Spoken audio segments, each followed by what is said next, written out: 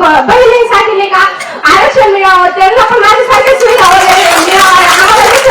आरक्षण आहे तसं त्यांना पण मिळावं असं मला वाटतं की जरांगे पाटील हे खूप दूरचे नाहीत, हे मला ओळख आहे त्यांची, मी खूप बरंच काय ऐकलं आहे, ते खूप चांगले आहेत, ते असेच मराठा आरक्षणासाठी किती लढले, त्यांनी उपोषण वगैरे केले पण ते काही मागे हटले नाही.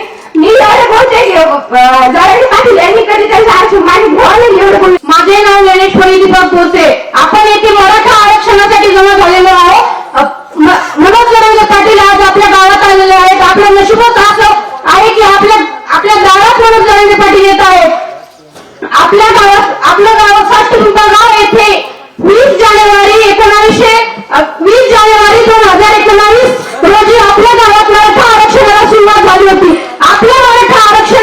आपल्या फर्स्ट पिंपळ गावामधूनच मराठा आरक्षणाची दिल्ली पेटली होती व आता आंतरपरिसराच्या येथे मराठा आरक्षणाची दिल्ली पेटलेली आहे आणि आता ही दिल्ली चालूच आहे.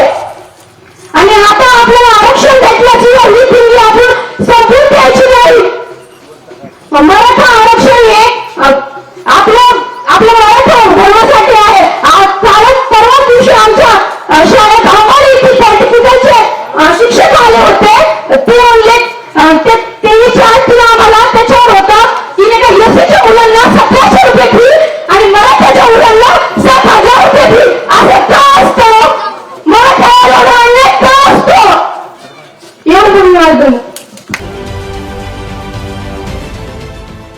देश विदेशातील प्रत्येक घडामोडींचे लाईव्ह अपडेट मिळवण्यासाठी आता साम टीव्हीच्या सर्व सोशल मीडिया प्लॅटफॉर्मला लाईक, फॉलो आणि सबस्क्राईब करा. तसंच सर्व नोटिफिकेशनसाठी बेल आयकॉन प्रेस करायला विसरू नका.